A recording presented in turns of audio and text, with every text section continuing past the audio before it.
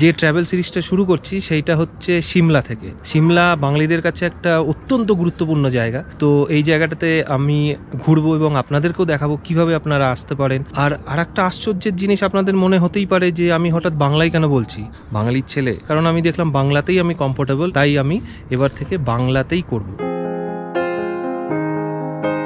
ভ্রমণ পিপাসু বাঙালির কাছে সিমলা একটা আলাদাই ঐতিহ্য বহন করে। 1 সেপ্টেম্বর 1972 থেকে এই সিমলা জেলার অস্তিত্ব লাভ করে। এই সিমলা জেলার নাম সিমলার শহর থেকে এসেছে, যেটি একসময় একটা ছোট্ট গ্রাম ছিল। উত্তর দিকে মান্ডি এবং কুল্লু, পূর্বে কিন্নর, দক্ষিণ দিকে উত্তরাখণ্ড রাজ্য এবং পশ্চিমে সিরমোর জেলা দ্বারা এটি সীমাবদ্ধ। এই সিমলা শহরের উচ্চতা 300 মিটার থেকে 6000 মিটার পর্যন্ত বিস্তৃত। বর্তমানে সিমলা হল হিমাচল প্রদেশের রাজধানী। এটি অবশ্য পূর্বে ব্রিটিশ শাসনকালে গ্রীষ্মকালীন রাজধানীও ছিল। সিমলা শহরটি বেশ কয়েকটি পাহাড় এবং সংযোগকারী পর্বতমালার ওপর নির্মিত। এর মধ্যে হল Jakhu, prospect hill, observatory hill, Elysium hill এবং সামার হিল। এই ঐতিহাসিক পাহাড়ি শহর আমাদের সব সময় আকৃষ্ট করেছে, তাই এবার আমিও প্ল্যান করে চলে এসেছি কিছুটা সময় সিমলাতে কাটাবো বলে। এই ভ্রমণ পর্বে আমি একাই ঘুরে বেড়াবো, কিন্তু আমার সাথে সাথী হয়ে সকল দর্শকরা এই যাত্রা উপভোগ করবেন।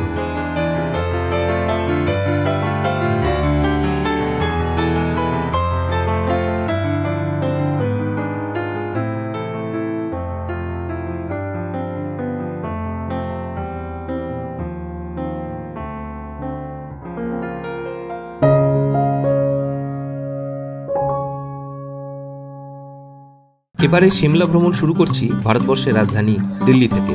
তাই হাতে সময় খুব কম থাকায় হঠাৎ করেই এই জার্নির পরিকল্পনা করে ফেলি এবং তাই দেরি না করে অনলাইনে একটা বাসের টিকিট বুক করে ফেললাম। দিল্লির কাশ্মীরি গেট বাস স্ট্যান্ড থেকে সিমলা পর্যন্ত আমাকে নিয়ে যাবে। বন্ধুরা, ফাইনালি আমি পৌঁছে গেছি কাশ্মীরি গেট। আর পেছনে দেখতে পাচ্ছেন যে এসবিটি কাশ্মীরি গেট। এখানে আমি মেট্রো ধরে চলে এসেছি। কখনো আপনারা যদি আসেন তো রাত্রের বাসও নিতে পারেন, দিনের বাসও নিতে পারেন। এখন অনেক টাইম আছে, একটু খাওয়া দাওয়া করে নিই। এই বাস স্ট্যান্ডে কিন্তু বিভিন্ন ধরনের খাওয়া দাওয়া রয়েছে। তো এখানে কিন্তু আপনি সবটাই ভেজ খাবার পাবেন। রাতের জার্নি বলে একটা প্লেন থালি নিয়ে নিলাম। এই হচ্ছে তার রেট লিস্ট।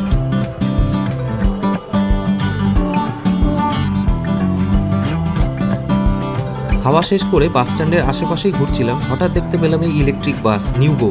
এই বাসটা কিন্তু দিল্লি থেকে জয়পুর, দিল্লি থেকে উত্তরাখণ্ডের বিভিন্ন জায়গা এবং অন্যান্য রাজ্যেও পাড়ি দেয়। আর কিছুক্ষণের মধ্যেই উত্তরাখণ্ড পরিবহনের বাস হিমধারা, যেটাতে করে আমি সিমলা যাব, সেটা এসে হাজির হলো। এই বাসটা পুরোটাই এসি বাস এবং এই বাসের মধ্যে 3x2 টাইপের সিট রয়েছে।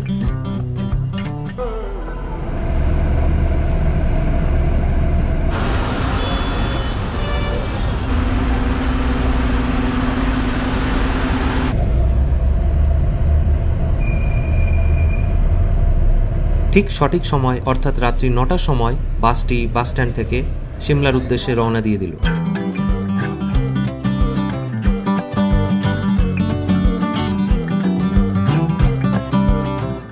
সকালবেলায় যখন ঘুম ভাঙল তখন দেখলাম বাসটি পাহাড়ের আঁকাবাঁকা পথ বেয়ে সিমলার উদ্দেশ্যে রওনা দিচ্ছে।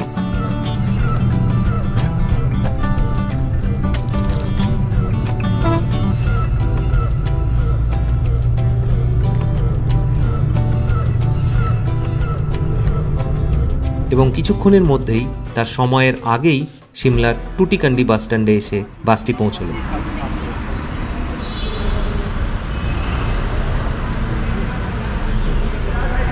অবশেষে ফাইনালি পৌঁছলাম সিমলায়। সারা রাত পেরিয়ে গেছে। এখন আমি সিমলার টুটিকান্ডি বাস স্ট্যান্ডে এসে পৌঁছেছি। এখান থেকে একটা ছোট বাস নেব, মানে ইলেকট্রিক বাস, যেগুলো মনে হয় 10-15 টাকা নেয়, আমি জানি না এখন। তো সেটা নিয়ে ম্যালের উদ্দেশ্যে যেখানে থাকবো সেই দিকে যাব। এই ইলেকট্রিক বাসে করে মাত্র 10 টাকা দিয়ে আমি সিমলার ম্যালের উদ্দেশ্যে রওনা দিলাম।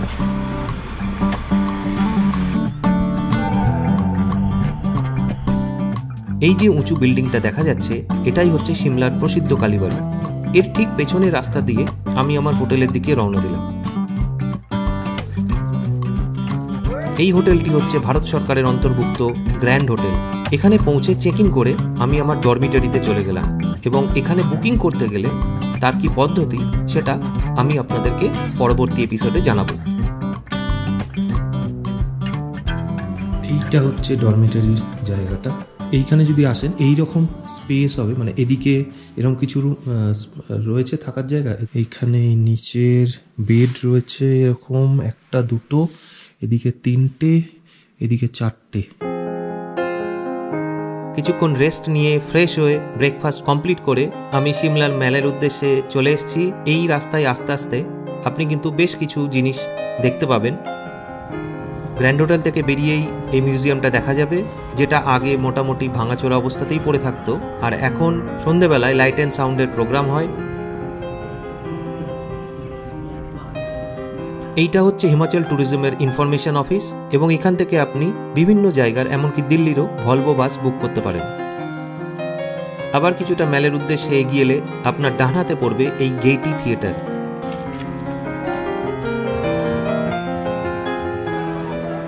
এইবার চলে এলাম মেল, যেখানে আপনি সব সময় প্রচুর মানুষের সমাগম দেখতে পাবেন, এবং আকাশ পরিষ্কার থাকলে এখান থেকে দূরের পাহাড়ে বরফ অবশ্যই দেখতে পাবেন।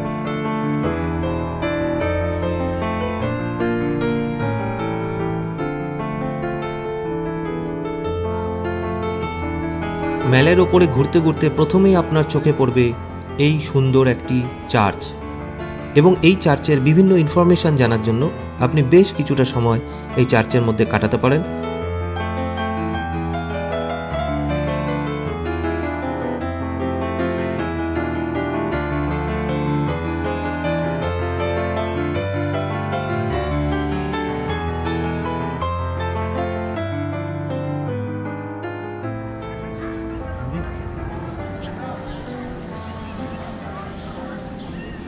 এরপর চার্চ থেকে বেরিয়ে পায়ে হেঁটে চার্চের ঠিক বাঁদিকের রাস্তা ধরে আপনি পৌঁছে যেতে পারেন জাকু টেম্পলের দিকে, অথবা রোপওয়ে করেও যাওয়ার সুবিধা রয়েছে। তাই আমি চার্চের ডান দিকের অংশে রাস্তা ধরে রোপওয়ের দিকে এগিয়ে গেলাম। এখন আমি যাচ্ছি জাকু টেম্পলের দিকে। এটা বেশ পাহাড়ের উঁচুতে। দুটো অপশান রয়েছে, একটা হচ্ছে রোপওয়ে করে যেতে পারেন, রোপওয়ে করেই ফিরতে পারেন, আবার রোপওয়েতে করে গিয়ে ট্রেক করে নিচে আসতে পারেন জঙ্গলের মধ্যে দিয়ে, অথবা হেঁটেও যেতে পারেন, হেঁটেও আসতে পারেন। এই হচ্ছে রোপওয়ে বিল্ডিং। নিচে টিকিট কেটে আপনাকে লিফটে করে উপরে নিয়ে যাবে, এবং সেখান থেকেই জার্নি শুরু হবে।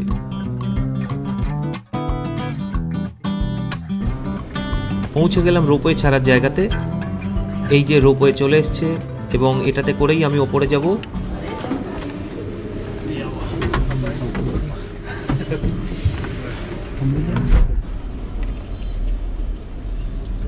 আলাদা রকমের অভিজ্ঞতা যদি করতে চান, তাহলে আমার সাজেশন এটাই থাকবে যে রোপওয়ে করে একটা সাইডে টিকিট কেটে গিয়ে ফেরার সময় আপনি ট্রেক করে চলে আসুন। ওই যে দূরে রোপওয়ে থেকেই হনুমানজির মূর্তিটা দেখা যাচ্ছে।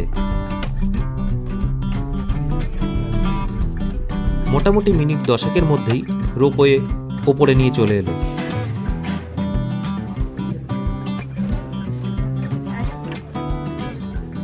তো নেমে গেলাম এই পেছনে যে রোপওয়েটা, এখান থেকে নামলাম।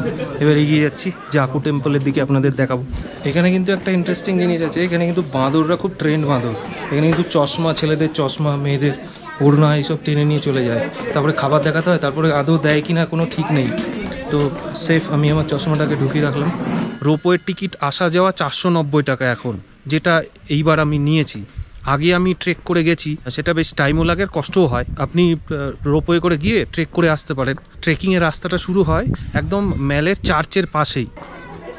রোপওয়ে আমাকে যেখানে নামালো সেখান থেকে কেবলমাত্র 5 মিনিটের মধ্যেই আমি পৌঁছে গেলাম এই জাকু মন্দিরে, এবং এখানে ঘুরতে ঘুরতে আমি চলে এলাম এই বিশাল আকারের হনুমানজির মূর্তির কাছে। এখানে না এলে এইটা বোঝা যাবে না যে এই মূর্তিটার আকারটা কতটা বড়।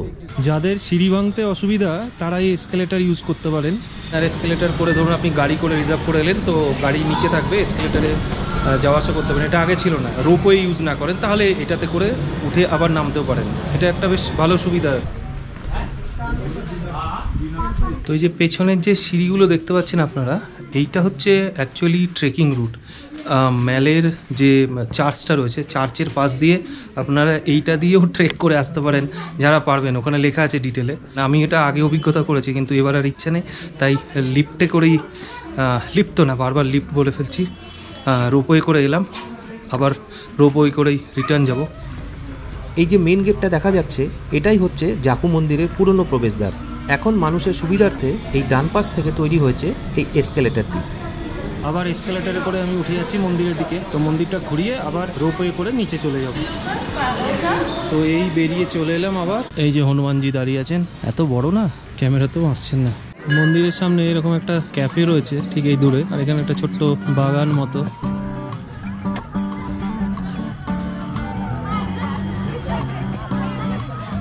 আর খুব তাড়াতাড়ি আমার চ্যানেলে একটা বিদেশ ভ্রমণের সিরিজ আসতে চলেছে, তো আপনারা অপেক্ষা করে থাকুন। আর যদি ভালো লাগে আমার কাজ, অবশ্যই আপনারা সাবস্ক্রাইব, লাইক এবং শেয়ার করুন আমার চ্যানেল ফ্লোটিং ডেস্টিনেশনকে। তো আবার রোপওয়ের কাছে চলে এসেছি, এবার আমার রিটার্ন যাওয়ার পালা। যাদের এখনও রোপওয়ে চড়ার অভিজ্ঞতা হয়নি তাদের উদ্দেশ্যে বলবো, সিমলায় এলে এই রোপওয়ের জার্নি অবশ্যই উপভোগ করুন, এবং আশা করি এইটা আপনার চিরস্মরণীয় হয়ে থাকবে। বর্ষাকালে মেঘের মধ্যে দিয়ে যখন এই রোপওয়ে এগিয়ে যায়, তখন তার একটা অন্যরকমই অভিজ্ঞতা হয়।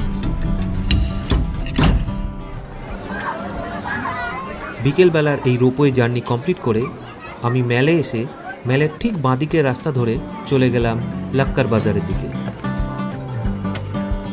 এই লাক্কার বাজার প্রধানত বিখ্যাত কাঠের তৈরি বিভিন্ন সামগ্রীর জন্য। কাঠের তৈরি জিনিস ছাড়াও এই লাক্কার বাজারে বিভিন্ন রকমের খাবারের দোকান রয়েছে, এবং তুলনামূলকভাবে যার দাম অনেকটাই কম। স্মৃতি হিসাবে এই লাক্কার বাজার থেকে কোনো সুভিনিয়ার আইটেম কিনলে অবশ্যই সেটা দাম দর করে কিনবেন।